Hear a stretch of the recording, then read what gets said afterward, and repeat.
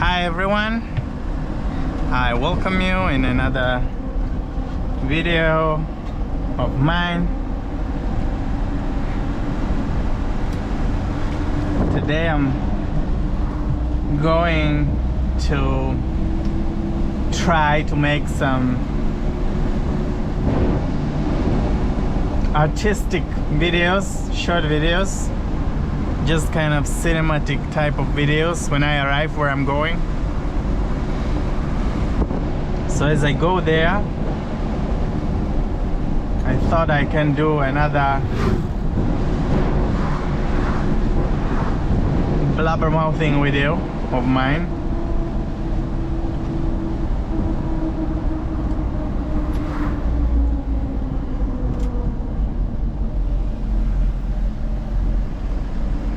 So lately I feel like in my life I'm facing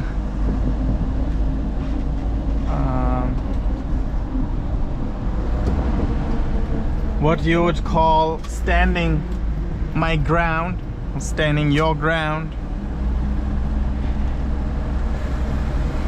And it's crazy that it's something I'm learning basically at my age of 29.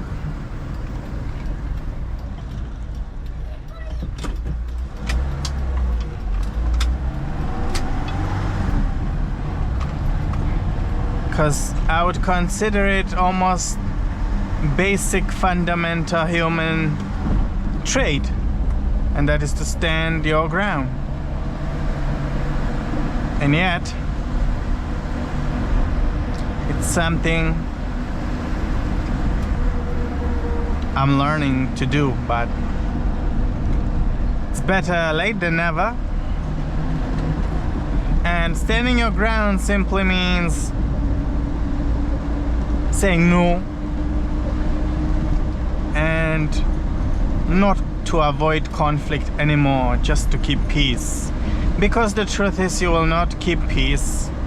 The truth is, and I've read this somewhere and it was totally true, maybe it's a Stoic thing, I'm not sure, I read a lot of stuff, but it stated something on the note of, if you avoid conflict with other people but it compromises you, you started an inner conflict anyway. You started a war within yourself. If you avoid to address something, you basically conflicted yourself internally. So what's better? To face the external conflict that lasts a bit while, or the internal one that you'll have to live with until you learn to say no or address certain things. Hey, this is not the way it's going to be, you know, like. So I've always been non-conflicting because I felt like all my life I've had enough conflict growing up in the household. But it's a very bad philosophy to live, because people misread that and they will burden you until you can no longer carry their burden.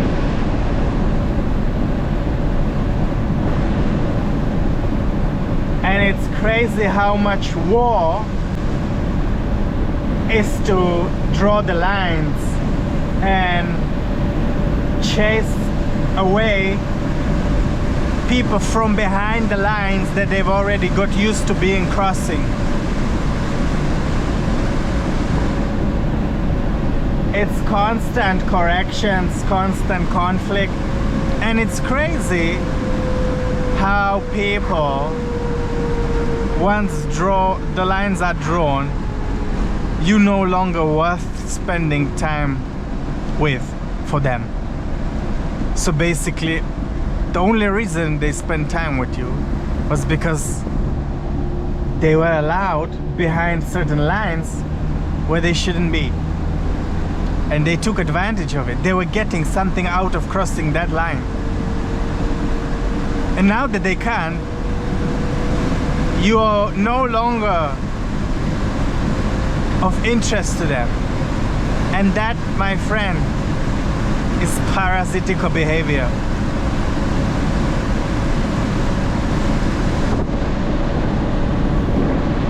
And such things and people and behavior have no place in my life. So there is a bit of a bitterness, like, wow, I've done all this for you, and now that I don't, you just basically middle finger up and goodbye. Wow. And I'm the bad guy for drawing a line. Wonderful. So the bitterness is not essentially in that particular person, but like your whole belief system was set wrong. You thought kindness for kindness, but after you realize that your kindness is not being recognized as kindness but being taken for granted, it's being considered, hey, that's how he is, he's gonna take it, he doesn't mind even, you know, like that's just. And suddenly you let them know that you do mind, you just very nice, trying to meet them where they are.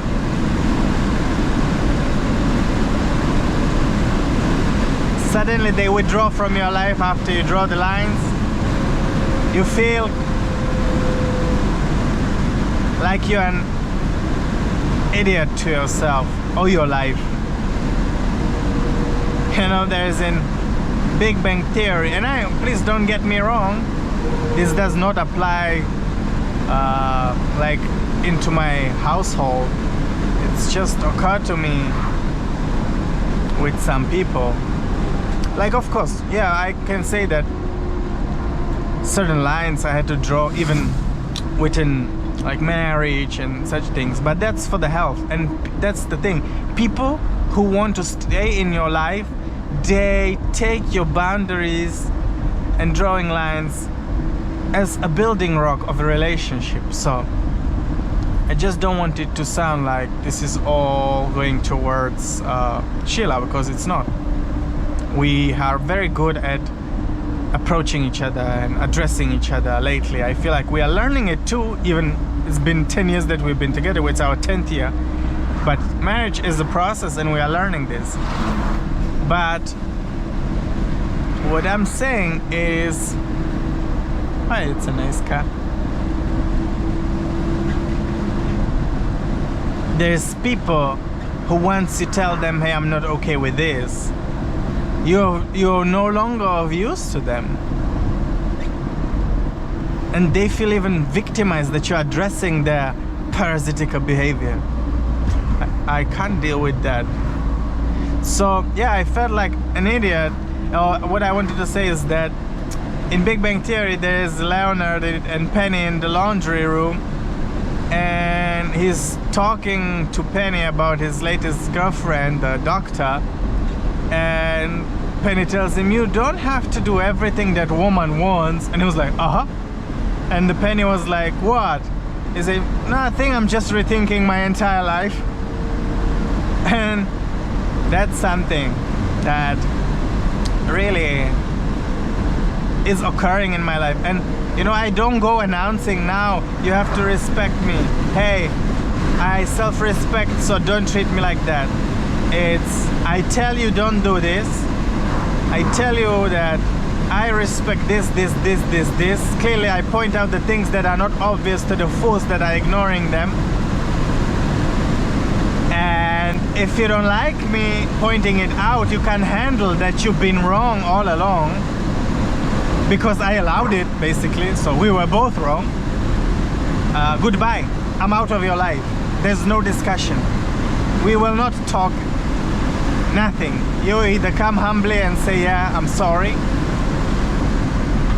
How can we improve this?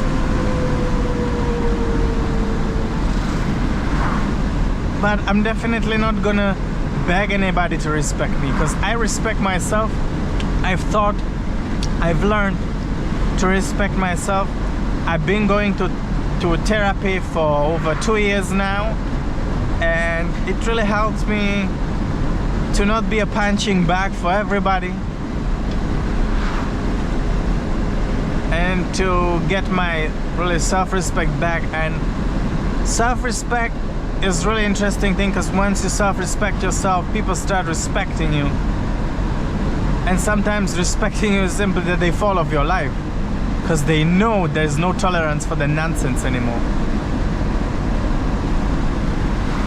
Oh boy.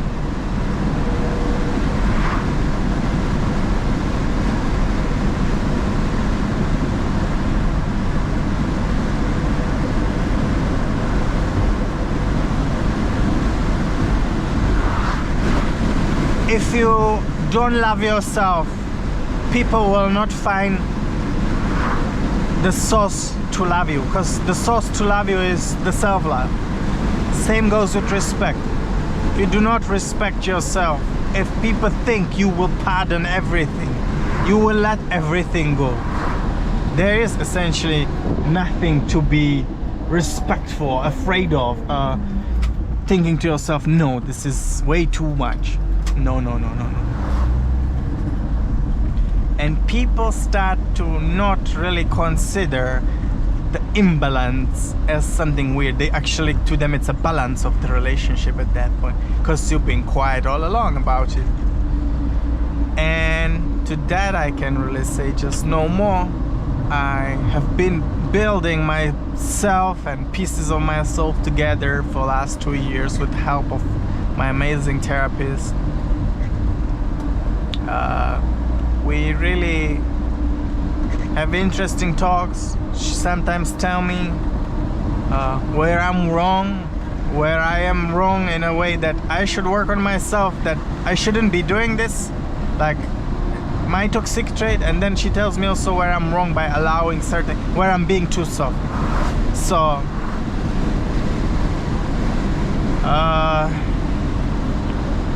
she's not somebody who pats my back. She actually does mirror and reflects the things I'm unaware. Just like those people in your life who take advantage of you and unaware of it anymore, and when told out loud they get offended. That's what she is to me. The things that I'm already considering normal, she tells me, hey, this is not normal. And I'm like, okay, interesting.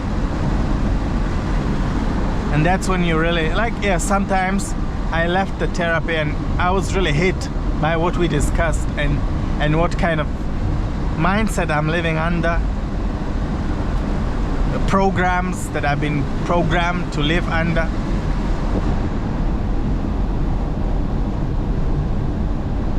So this is very interesting, because sometimes you don't really even consider things like, for example, being the youngest in a family, having an older sibling, you know, you suddenly, like subconsciously, you know you the most to be toyed around with, basically. And this all has its own weird impression and imprint on the outlook of life for you. So you need to rewire this. You're no longer this punching bag and the last opinion considered. Now you're a grown-up person. You need to abandon these things. You need to stand up for yourself, and nobody's going to teach you stand up for yourself. And it's uncomfortable. It leaves you sometimes totally out of your comfort zone. And you know, I don't really do it for anybody but myself, because that's what matters, my peace, my inner peace. I don't want to be conflicted within myself. And it was really amazing when people who know me quite well in some certain way, who've been allowed to be close to me, let's say it that way, because I don't really think they know me that well internally, because I am very to myself. They started saying, wow, he's changed so much. He's so different than 2 years ago. He's absolutely like, wow, I don't recognize him. He's so different. And it's true. Like, for example, when we were in Kenya, there was some occurrence that happened and I really didn't want to go into fight, but I had to. I couldn't let otherwise. I would right now it would eat me up. And because I was willing to go and face it and, you know, be the beast for a while and be not kind and be the monster, even though I hate to be that sometimes, now I have peace. I know I did my all. I got my things that I demanded, and I realized, hey, people only understand, some people really understand just brute force and nothing else. Threats and cornering, I don't know why. I don't want to do it, but people want it to be done to them so that they actually get their ass moving to the proper direction. And again, this is not towards family. It's just somebody we had to deal with there. And they thought it's just okay to leave us to pull the short end. But even with the short end, I was like, no. I'll call the whole world if I have to, so that this is resolved in an acceptable way for me. And it did. And I was 1 week restless, nagging, calling, bothering. And this is so out of my old character and persona. The old me would never do this. And it's annoying that we have to do it, but as I said, you either have war with the world or war in yourself. So you choose. Okay guys, I don't want to make this too long and too repetitive. I think you get the hint. So thank you guys for watching, and see you next time. Bye.